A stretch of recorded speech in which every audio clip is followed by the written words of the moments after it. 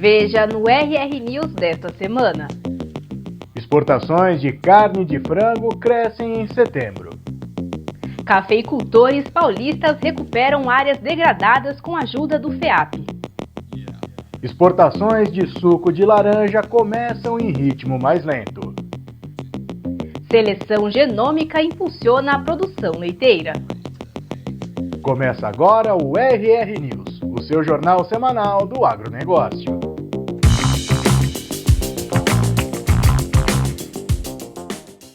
A Embrapa promove mais uma etapa do evento Diálogos pelo Clima, desta vez em São Paulo.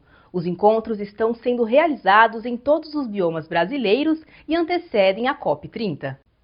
A iniciativa faz parte da Jornada pelo Clima, iniciativa da empresa com diversos parceiros em contribuição à estratégia de posicionar a agricultura brasileira como parte central do enfrentamento às mudanças climáticas. Em cada uma dessas oficinas, nós levantamos quais são esses desafios e oportunidades, tanto para pesquisa, mas também para subsidiar políticas públicas, até práticas mais sustentáveis. Então, um documento que vai ser consolidado, que nós vamos entregar, para o presidente da COP30, o embaixador André Correia do Lago, subsidiando como a gente pode contribuir aí, uma agricultura tropical baseada em ciência e tecnologia, como ela é importante, para que possamos avançar cada vez mais para a sustentabilidade, não só da agricultura, mas do planeta.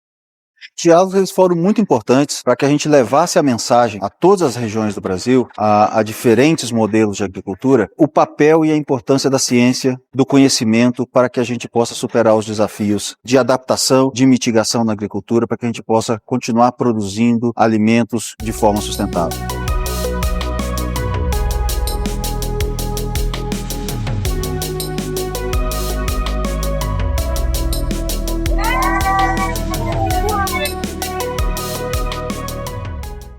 As exportações brasileiras de carne de frango totalizaram 482.300 toneladas em setembro. Este é o melhor resultado mensal registrado nos 11 meses, sendo superado apenas pelo volume embarcado em setembro de 2024. Pela primeira vez, a África do Sul foi o principal destino mensal das exportações do setor. O mês de setembro fechou com excelentes números para a agricultura brasileira de exportação. Foram 482.300 toneladas exportadas, mesmo que durante o ano tenhamos passado o único e isolado caso de influenza aviária em aves comerciais já superado. Esse número, que é apenas 0,6 menor do que o que foi no mesmo mês do ano passado, ele demonstra a retomada do fluxo do comércio e a reabertura da grande maioria absoluta dos mercados importadores do Brasil.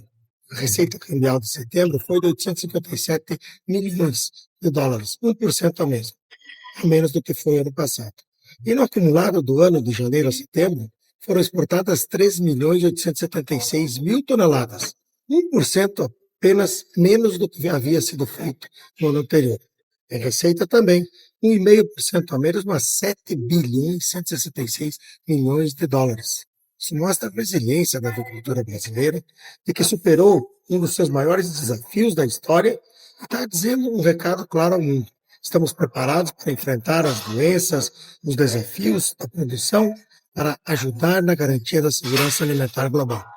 A recuperação de áreas degradadas em regiões montanhosas da cultura cafeeira tem sido possível em São Paulo graças ao projeto PSA do FEAP. Estamos aqui na propriedade Estância Portal Mantiqueira, propriedade do Sr. Paulo José Aelo Bastos.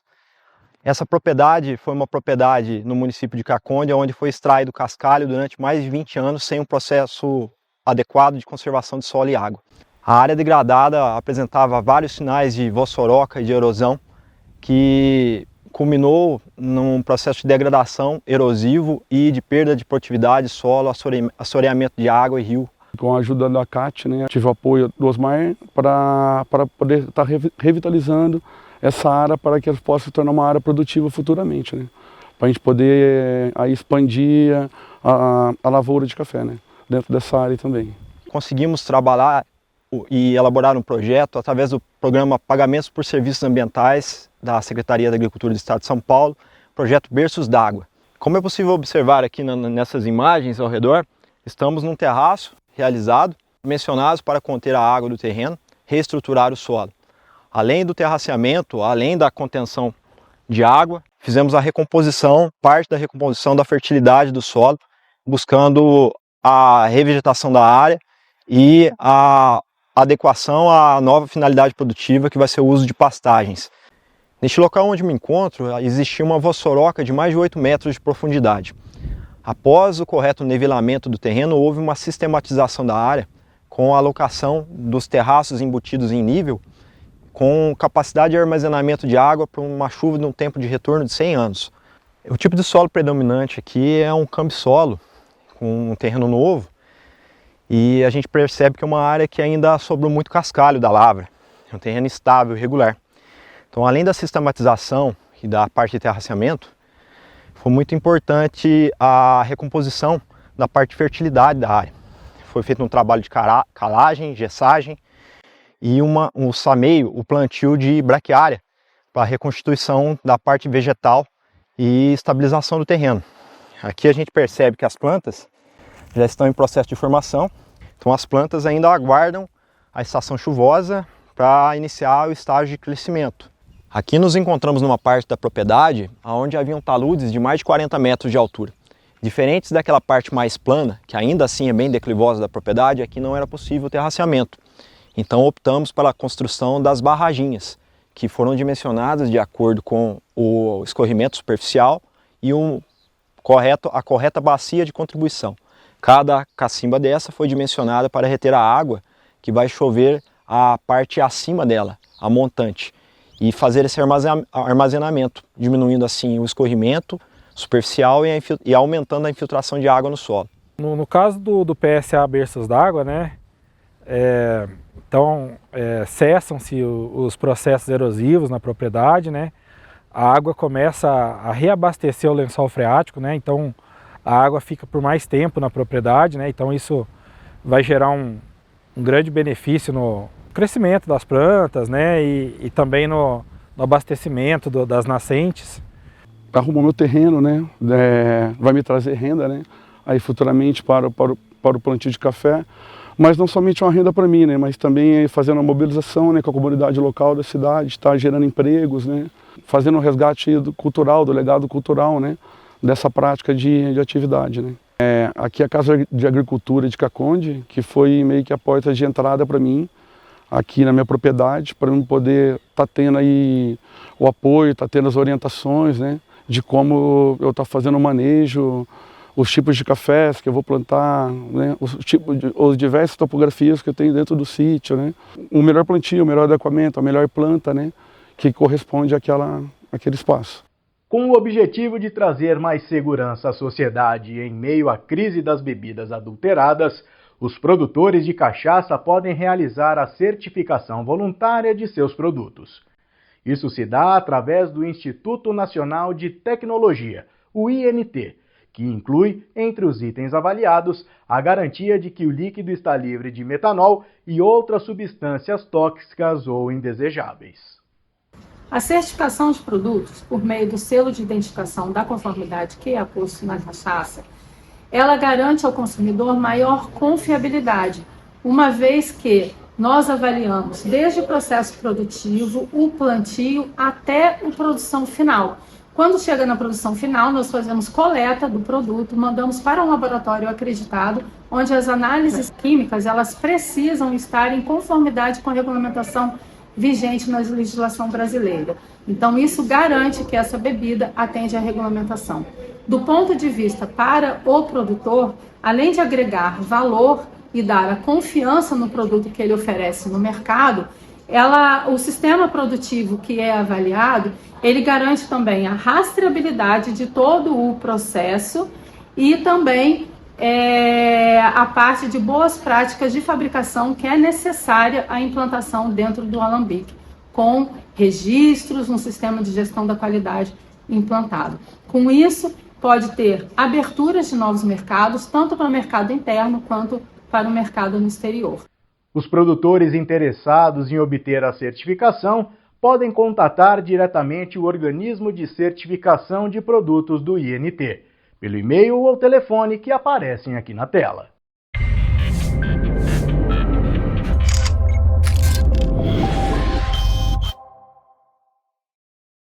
Olá, sejam muito bem-vindos a mais um programa Matsuda em Foco, aqui no nosso canal do YouTube. E você que ainda não se inscreveu, aproveite a oportunidade, se inscreva e ative as notificações clicando no sininho para não perder nenhum conteúdo. Estamos sempre postando novidades. No programa de hoje vamos conversar com o médico veterinário João Gabriel Carvalho, ele que fica aqui na matriz da empresa, em Álvares Machado, no interior do estado de São Paulo. E vamos falar de consumo de suplementos, os fatores que influenciam e como otimizar a nutrição animal. João, seja muito bem-vindo. Olá, Sueli, olá o pessoal que nos assiste, é um prazer estar aqui novamente com vocês. Bom, o prazer é nosso em sempre receber você aqui e falar de assuntos muito importantes, né? Quais são os principais fatores, João, que influenciam o consumo de suplementos minerais pelos bovinos? Bom, Sueli, então, há diversos fatores que vão influenciar. Então, quando a gente avalia o consumo de um suplemento, ou quando a gente formula um produto, nós pensamos em tudo. Ou seja, clima, chuva, qualidade das pastagens, água que esse animal vai ingerir, a fase produtiva, então cria, recria ou engorda, né, que esse animal vai estar presente nesse momento, e a composição do produto, obviamente. Então, dentro do produto nós temos alguns ingredientes também que influenciam para mais ou para menos o consumo do suplemento. Então é um conjunto de influências, certo? A gente não pode isolar apenas uma e falar, não, isso aqui vai consumir mais ou menos, mas o conjunto. Então por isso que quando a gente indica um produto, a gente sempre pergunta qual que é a fase de que esse animal está presente, se é cria, recria ou engorda, se é um animal que está em lactação, se você se encontra no período seco, período de transição, período das águas, se esse animal ele tem acesso a um bebedouro, se ele tem acesso a um riacho, se ele tem acesso a uma poça ou qualquer vala que você tiver no piquete. Então, essa avaliação é feita para a gente otimizar o consumo. Que quando nós fazemos uma formulação, nós imaginamos a situação. Então, se algo fugir dessa situação, o consumo pode variar para cima, fazendo o produtor gastar um dinheiro que ele não deveria, ou se tiver uma situação que está fora da indicação daquele produto, pode variar para baixo. Ou seja, o animal ele não consegue ingerir a quantidade de nutrientes necessários para continuar sendo produtivo. Então, o consumo ele é muito importante. Não adianta você ter a melhor fórmula, não adianta você ter os melhores ingredientes, se o animal não consegue ter acesso a isso. Se ele não consegue ingerir e ele não vai absorver e não vai ser produtivo. Então, são diversos fatores que vão influenciar, por isso que aquela anamnese inicial sempre é feita quando a gente vai visitar o produtor. Tá certo. E como os aspectos ambientais, como o clima, a disponibilidade de pastagens, interferem na ingestão dos suplementos? Tá, então um exemplo aqui é nós utilizarmos, por exemplo, um produto de seca no período das águas. Então, nas águas, você tem um pasto muito palatável. Ele tem a proteína alta, ele tem a energia alta, a fibra macia. Então, o paladar do animal, ele é muito sistemático. Então, quando você tem um pasto verde, o pasto para o animal é muito palatável. O animal vai ter mais vontade de consumir o pasto do que o suplemento mineral. Ao contrário que na seca, por exemplo, você tem uma queda na clorofila, você tem a queda ali na proteína, a fibra muito mais dura. Então, o pasto não é tão atrativo. Certo? Então, quando você tem um produto de seca, por exemplo, com a composição mais alta de ureia, a ureia é muito amarga. Então, você utilizar a ureia no período das águas em grande quantidade, ou seja, acima de 5% na composição, você já trava o consumo do animal.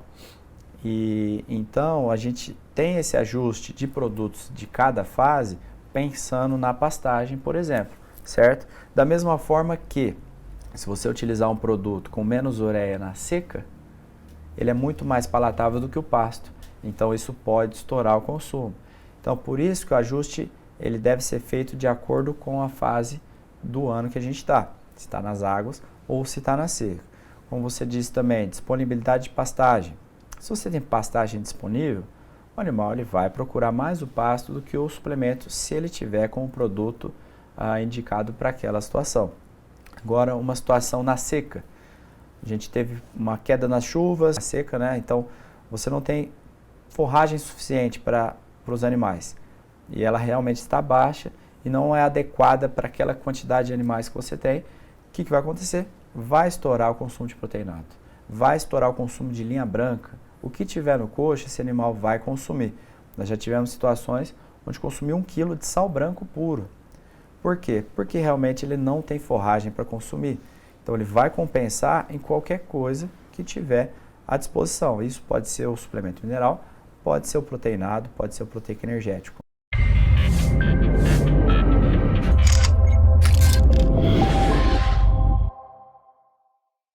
Para assistir a entrevista completa de forma gratuita, basta acessar a Ruralflix e fazer seu cadastro lá. E aproveite também para conferir todo o conteúdo oferecido na plataforma. Vale a pena!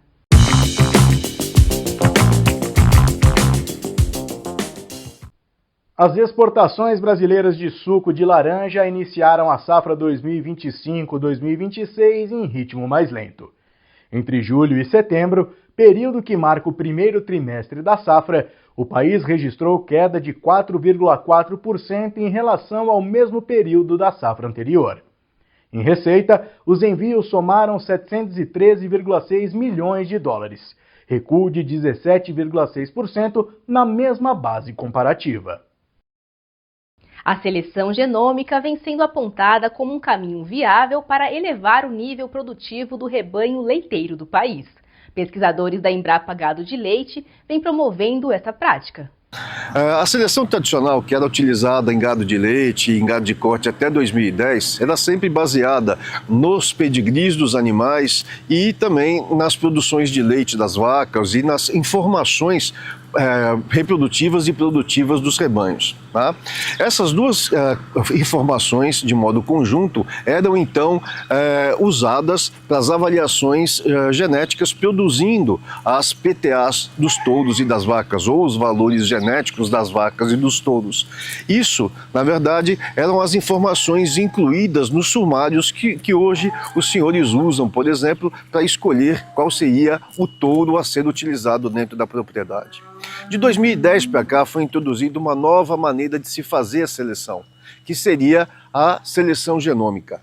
Nessa avaliação, a gente inclui a esse processo, né, e junta ao pedigree e as informações de produção das vacas, as informações do DNA dos animais. Então, de modo conjunto, nós avaliamos cada indivíduo com o seu DNA, com as informações dos seus pais, que vêm por meio do pedigree, e também de suas informações fenotípicas. Com isso, o valor genético ou o valor genômico dos animais, ele se torna muito mais preciso. Com a grande vantagem de nós fazermos as correções dos pedigrees com base nas informações de DNA e também a possibilidade de analisar ou avaliar precocemente os animais jovens. Isso torna a decisão da fazenda muito mais interessante, seja ela feita por melhoramento genético, ou seja, selecionar os bezerros, por exemplo, ou as bezerras que vão permanecer na propriedade e vão substituir as vacas adultas, e também a possibilidade de se escolher touros jovens, que são aqueles que, teoricamente, né, têm um valor genético superior aos seus pais em média. Essa seleção genômica hoje, ela vem sendo utilizada em todos os países, incluindo o Brasil, principalmente nas raças Girolando e também na raça Gir Leiteiro. As raças holandesa e Jersey criadas no Brasil também lançam mão dessa mesma tecnologia, com a diferença que as análises dessas duas raças são executadas nos Estados Unidos, ao contrário do Gir e do Girolando, que é feito hoje pela Embrapa Gado de Leite. Para que se tenha acesso à ferramenta genômica, é importante que vocês, criadores, contactem as associações ou a Embrapa Gado de Leite para que se verifique qual é o procedimento correto para que se possa então fazer a avaliação genômica dos seus animais.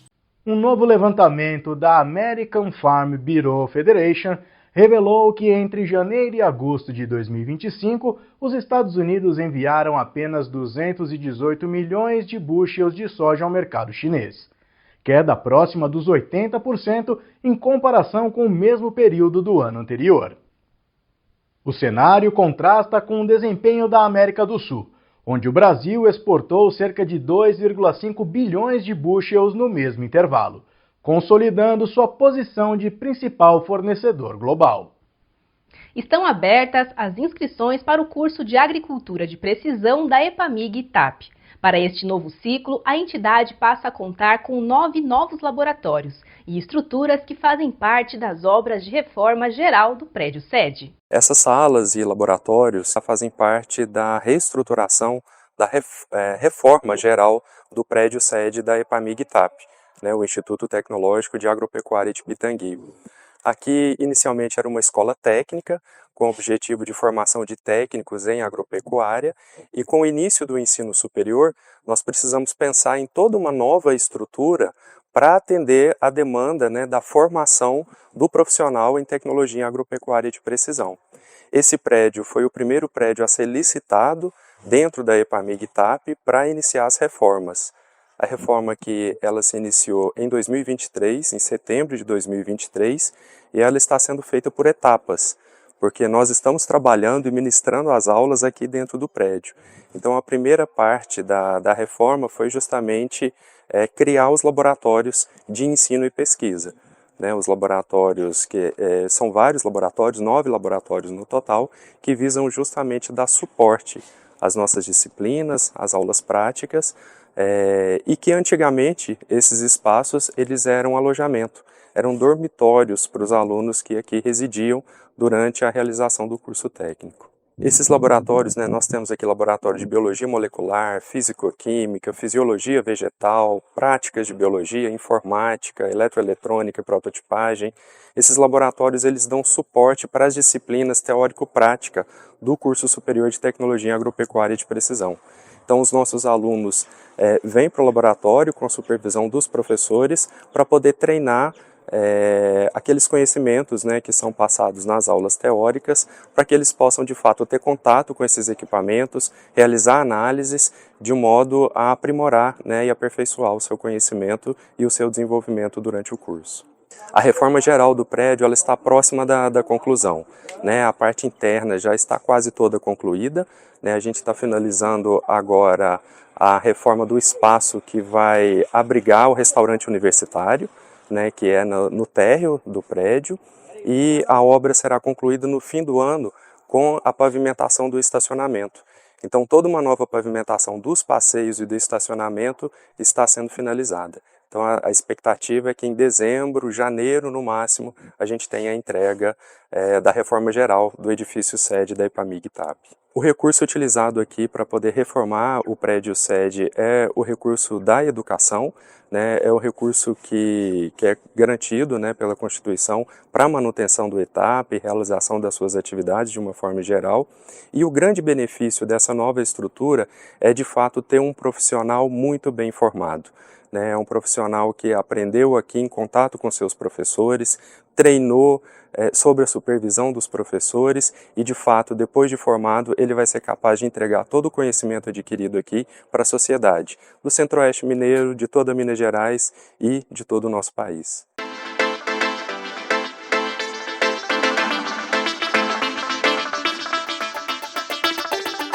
Um mapeamento da conectividade em áreas irrigadas por pivôs centrais em todo o Brasil, realizado pelo Conectar Agro, revelou que apenas 28,26% da área irrigada no país possui acesso à internet 4 ou 5G. Entre os equipamentos mapeados, somente 13,55% estão totalmente conectados, resultado que evidencia a disparidade entre o avanço da mecanização agrícola e a infraestrutura digital disponível no campo. Num vídeo educativo produzido pelo Senar, o instrutor ensina como montar uma composteira caseira. Você sabia que, segundo os dados oficiais, metade do lixo produzido nos lares brasileiros é composto por lixo orgânico? E que também o lixo orgânico é um dos principais fatores que dificulta a reciclagem de outros materiais, como latinha, plástico e papelão? Além disso, o lixo orgânico, ao ser depositado nos aterros sanitários e nos lixões, também causa uma grande quantidade de gás metano através da sua decomposição. Eu sou o Baltazar Vieira e hoje eu vou te ensinar a produzir uma composteira caseira para tratar os resíduos orgânicos dentro da sua casa, apartamento ou no seu sítio. Vem comigo! Para a montagem da nossa composteira, nós precisaremos de materiais que são facilmente encontrados. Podemos utilizar baldes reutilizáveis como esse de tinta ou de margarina que você encontra em padarias. Precisaremos também de uma torneira de jardim como essa. As ferramentas serão uma faca, uma furadeira e uma broca número 4. Iniciaremos a montagem pelo balde número 1.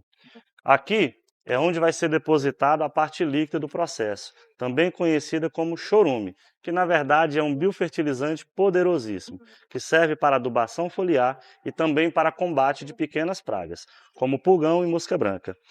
Aqui será realizada uma furação para a instalação de uma torneira de jardim como essa. A montagem dos baldes 2 e 3 são bem semelhantes. E aqui nós teremos um morador surpresa. No final do vídeo você vai saber quem é. Aqui é importante realizar o corte da tampa de forma que apoie os baldes 2 e 3. E também realizar a furação para que o composto líquido consiga descer para o balde número 1 e que o morador também consiga transitar entre os baldes. Vamos realizar essa etapa?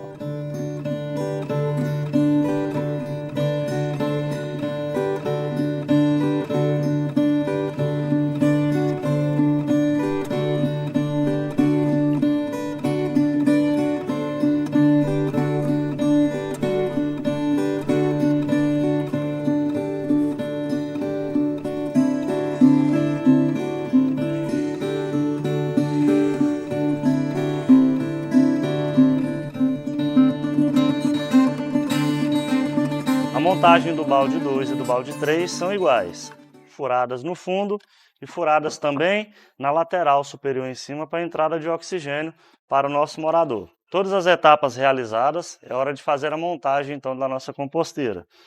Entre os baldes 1 e 2 é muito importante o acréscimo de uma telinha como essa ou de meia calça para que os nossos moradores não consigam descer para a parte líquida do processo, assim não tendo apoio para subir novamente. A primeira tampa cortada, então, vai em cima do balde 1, que vai servir de apoio para o balde número 2. Outra tampa cortada em cima do balde 2, aqui já não necessita mais a telinha, que vai servir de apoio para o balde número 3, que por fim será tampada pela última tampa que não foi cortada ainda.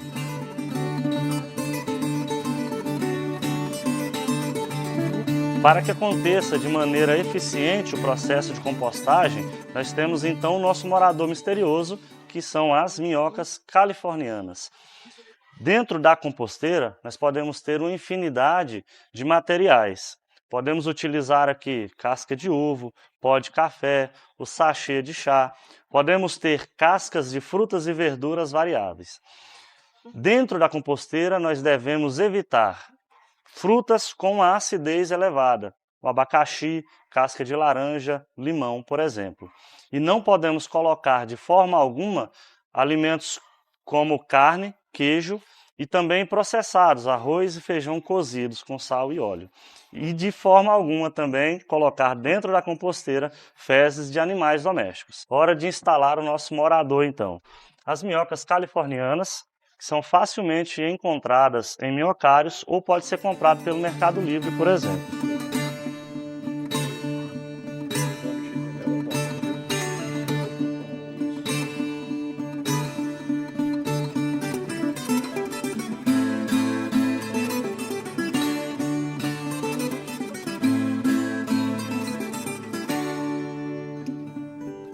Dentro da composteira também é muito importante equilibrar a umidade. Para isso, nós utilizamos de serragem ou outro material seco. Pode ser a para de grama, pode ser folha seca. Importante que a serragem não pode ser uma serragem que tenha componentes químicos, verniz ou eucalipto tratado, por exemplo. Repetindo esse processo durante alguns dias, o balde 2 ele vai encher então do nosso material orgânico. Quando o balde 2 já estiver completamente cheio, é hora de acrescentar então a tampa e o balde 3. E aí iniciamos novamente a alimentação. As minhocas, elas irão transitar então por aqueles furos que nós realizamos, que serve tanto para que a parte líquida consiga chegar até o compartimento 1 e também para a transição das minhocas para se alimentarem nesses dois baldes.